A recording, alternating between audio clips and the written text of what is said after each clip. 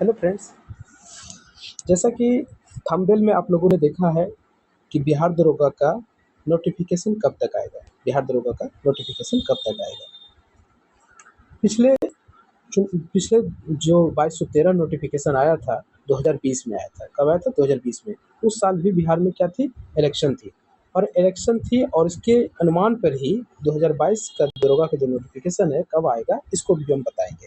फिर 2213 को जो वैकेंसी आई थी 2020 में, वो आई थी 14 अगस्त को। 14 अगस्त को वैकेंसी आ गई थी। और इस साल जो 1817 पोस्ट है 2025 में आने वाली है, यह भी 15 अगस्त से आने की प्रबल संभावना है। लेकिन अगर 15 अगस्त से पूर्व नहीं आती है तो अगस्त माह के अंतिम सप्ताह में ये वैकेंसी डेफिनेट आएगा। इसमें कोई डाउट नहीं है, इसको आप लिख लीजिए, डेफिनेटली आना ही है। क्योंकि सारा रोस्टर क्लियरेंस इसका सारा चीज़ हो गया, तैयार हो गया। सिर्फ नोटिफिकेशन बीपीएसएससी के द्वारा जारी करना रह गया है। क्योंकि साथ ही इसके साथ और अन्य वैकेंसी का भी बीपीएसएससी कर रही है, जिसमें बंद दरोगा की वैकेंसी भी आनी है, जिसपे पोस्ट लगभग क्लियर है कि 346 पोस्ट आने वाली है। 346 पोस्ट लगभग क्लियर है। इससे अधिक भी हो सकती है, और साथ में सिपाही में मद्य निषेध सिपाही आने वाली वैकेंसी है। मद्य निषेध सिपाही जो कि लगभग 1600 प्लस पोस्ट होगा। और फॉरेस्ट गार्ड की भी वैकेंसी देखने को मिलेगा, जो 1100 प्लस वैकेंसी देखने को मिलेगा। पिछले कल ही देखे हैं, कल ही जैसे आप लोगों ने बिहार एसएससी द्वारा 2 नोटिफिकेशन जारी किया। बीएसएससी द्वारा 2 नोटिफिकेशन जारी किया गया, जिसमें एक था बिहार एसएससी का सीजीएल वैकेंसी था जो कि 4 था, सीजीएल 4 था। उसमें इसने पोस्ट क्लियर कर दिया कि 1481 पोस्ट पर हम वैकेंसी निकाल रहे हैं। और साथ ही एक बीएसएससी ऑफिस अटेंडेंट का पोस्ट था, जिसमें लगभग 3727 पोस्ट है। कितने हैं? 3727 पोस्ट है। तो ये अगस्त जो माह है, ऐसा इसलिए कर ये अगस्त माह आपको नोटिफिकेशन जितने भी विभाग में वैकेंसी बिहार में आने वाली है, लगभग अगस्त से सितंबर माह में देखने को मिलेगा। क्योंकि सितंबर के अंतिम 2 सप्ताह में कभी भी चुनाव आयोग द्वारा क्या किया जाएगा? चुनाव का डेट का घोषणा कर दिया जाएगा। तब आचार संहिता लागू हो जाएगी, तो बिहार सरकार, राज्य सरकार कोई भी कार्य नहीं कर सकती है। जिसकी वजह से ये नोटिफिकेशन अगस्त माह से लेकर के 15 सितंबर से पूर्व जितनी भी वैकेंसी आनी, चाहे शिक्षक की वैकेंसी टीआर 4 आनी है, अन्य जो भी वैकेंसी लंबित है बिहार में भी, क्योंकि इस पर पूरी तरह से कार्य चल रहा है, बहुत तेज गति से कार्य चल रहा है। तो हम आगे बताते हैं कि ये तो हो गई वैकेंसी की बात। स्ट्रेटजी क्या होनी चाहिए? सिंपल और सरल स्ट्रेटजी अपनाइए और सफलता जो है बहुत एकदम आसानी से प्राप्त कर सकते, क्योंकि एग्ज़ाम निकालना बहुत आसान है। खास करके पीटी थोड़ा टफ है, क्योंकि मेरे इतने सारे एग्ज़ाम कंप्लीट किया है, भले फाइनल नहीं किया, अलग बात है। क्यों नहीं हुआ है वो अलग की बात है।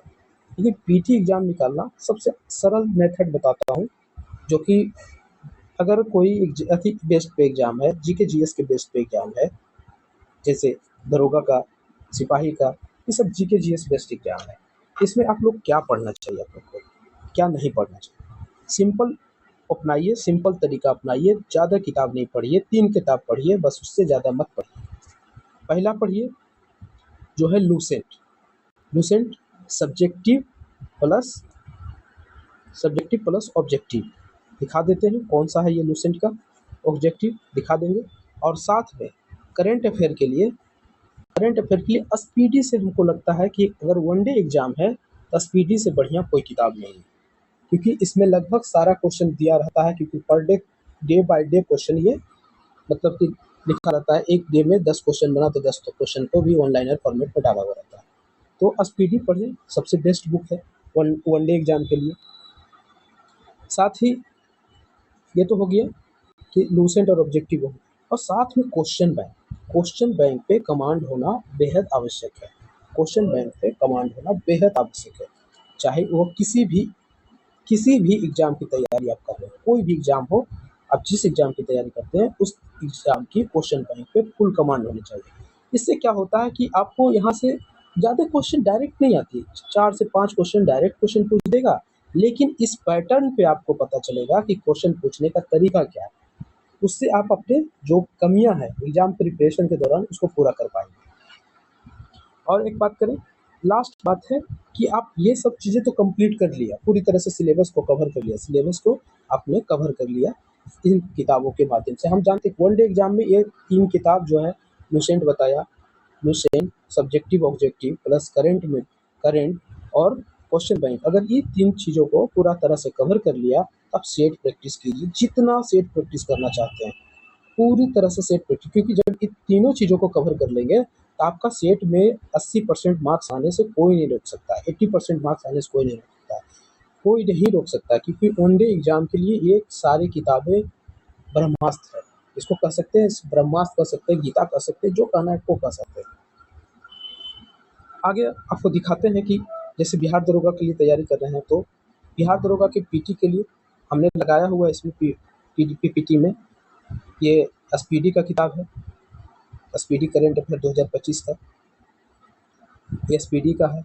साथ में आपको दिखाते हैं और कौन-कौन किताब, ये समान जो सब्जेक्टिव लुसेंट का किताब है और ये ऑब्जेक्टिव लुसेंट है।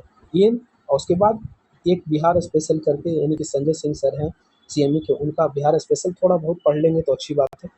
और ये क्वेश्चन बैंक, जैसे हमने क्वेश्चन बैंक बिहार दरोगा का लगाया, जितनी बातें मैंने बताया उतनी चीज़ों को मैंने इसमें ऐड करके रखा है।